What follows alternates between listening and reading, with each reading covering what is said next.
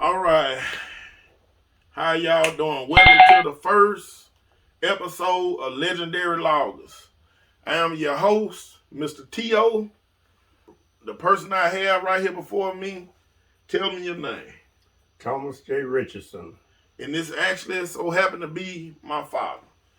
Okay, I appreciate y'all for tuning in. And let's get started here. Where are you from, Mr. Richardson? It was Mississippi. Okay, it was Mississippi. All right, and one of the other things that we really would love to know, explain your story.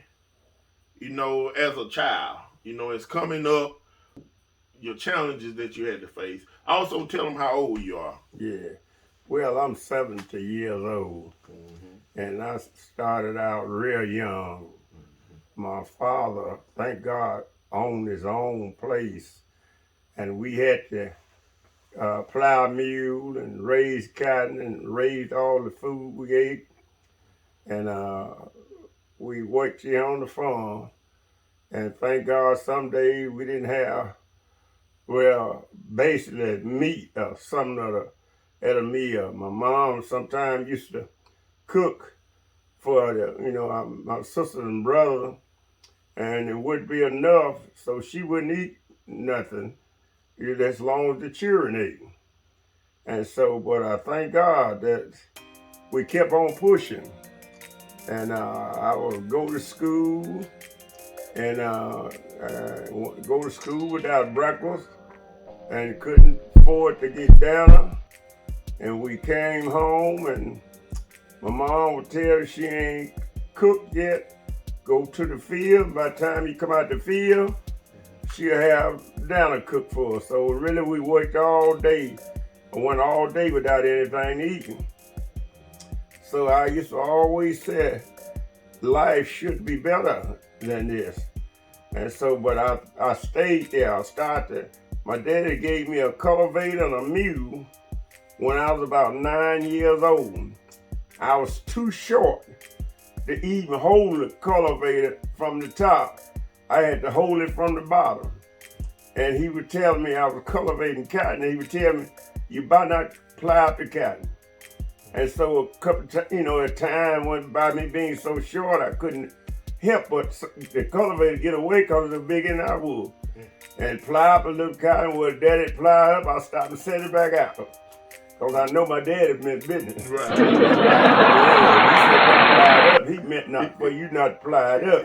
All right, he meant that. He meant that. So I stopped and set that cotton back out. And thank God that we plowed mule, raised our own crop. And we had our own hogs, cattle, and stuff like that as we grew older. And we could kill hogs and stuff. We could kill 7 or 8 hogs a year. And the whole community would come in. Everybody got something to eat. So I thank God for that. And as I continued to grow, I got up about 12 or 13. And my daddy, he always would go out of town, try to get a job. And we had to see at the cows, the hogs, the pasture fence. We had to do all that. Just little 13-year-old boys, fix the fences. Cows get out, go get them. Hogs get out, had to go put them back in and fix. We just 13 years old. And so I thank God for my mom. She instilled that in me. Y'all got to do it. Y'all the men of the family, so you all got to do it, and we had to do it. And as time grew, I think I was about 15, and I started working for a little place down in Itwas, little old service station. And I worked 5 and a half days fixing truck tires, changing oil, washing cars, and all of that, pumping gas for $57 a week for 5 and a half days. They gave me $57 a week. And after that, I went on and I said, Adam Make Farm had a job out there, paid 75 cents an hour. And I started working for them. And I worked a while for them, and I said, well, it was more, I always wanted more. Right. Yeah, I didn't want to go back because I wanted more. And so as I worked there, I was a little old boy. I went to Jackson, and I got hired at the Now Jackson where? Jackson, Mississippi. Okay, Jackson, Mississippi. Mm-hmm. I got hired at the industrial plant up there where they make TV cabinets. And I was too young. I wasn't 18. And the guy come out there and look at me and said, where's your certificate where you're registered? I told him they ain't sent it yet. Right. He told, I lied to him. I told they ain't sent it yet, but I was so good at working. He hired me and kept me there. And working on that job, and I was making pretty good money, about $2 or something. And we were making TV cabinets there. And so it got on up, and I worked for a milk company, distributing milk and stuff on a milk truck. And then it come on down. My daddy used to be a logger.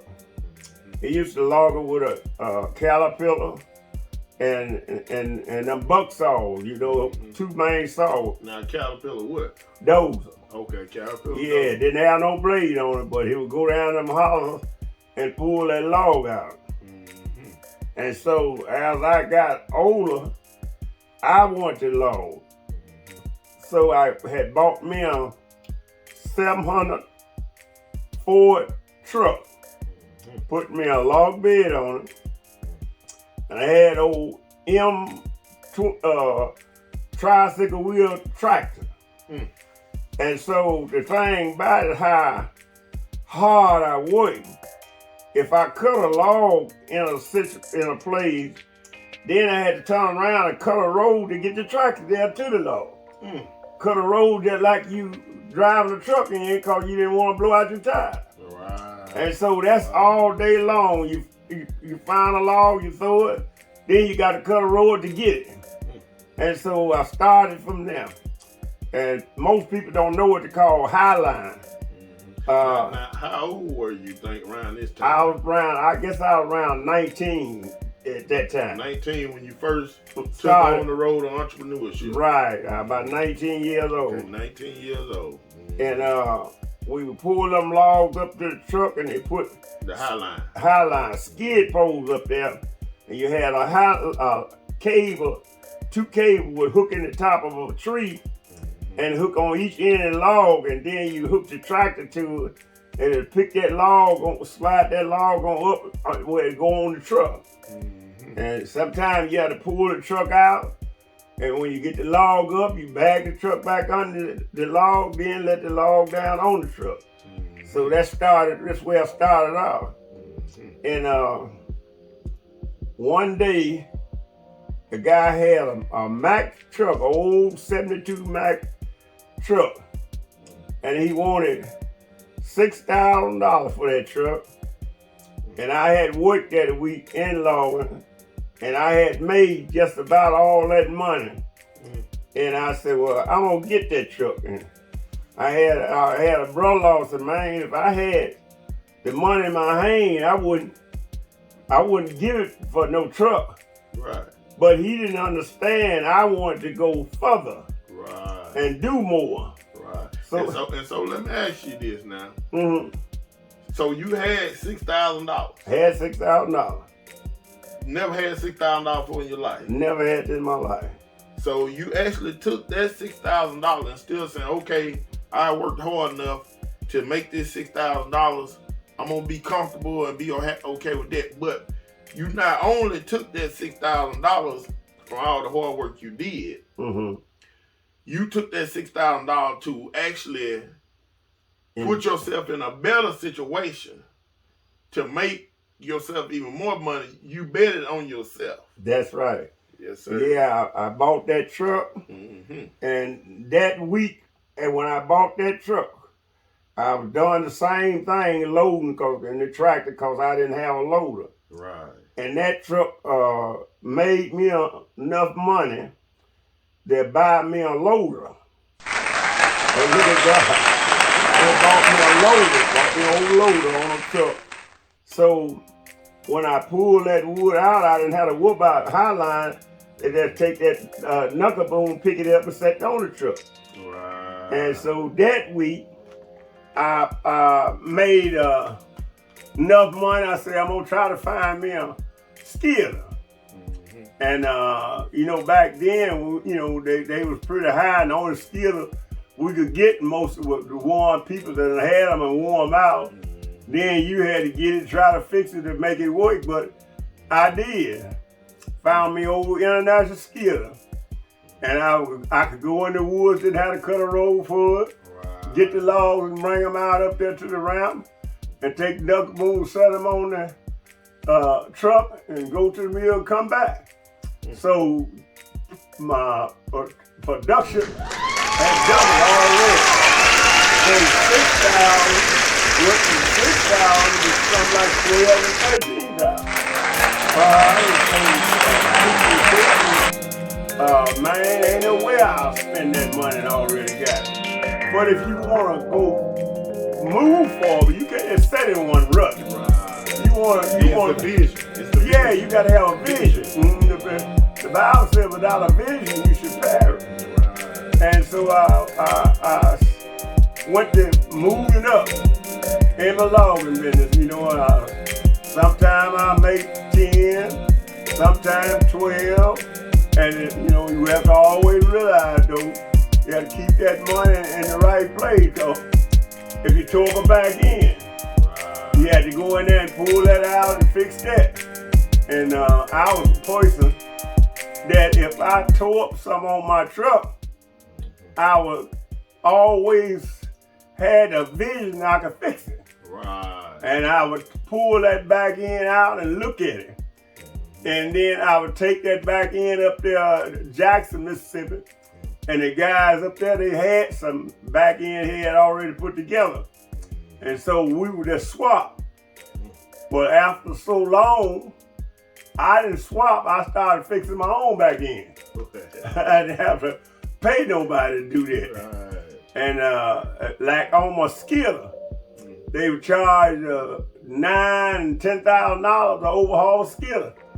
And I was always standing right there with that mechanic watching For the engine. To see what he done and how he done it. Right. I said, because if I learn enough, I won't have to give him this money. Right. And so time came where engine went out in my skidder. We would go get the parts around 2 o'clock. It went out that day. I would go to Jackson and Mississippi and get the parts and came back, and we would overhaul that skidder that night. Sometimes we finish up, it'd be 2:30 at night. I had that skidder ready for the driver to get on it the next morning. Work all night till we got it ready. 2:30 in the morning. 2:30 in the morning till I got that joker ready. And so those are things that people need to understand. If you want to go somewhere, you got to have a vision. Right.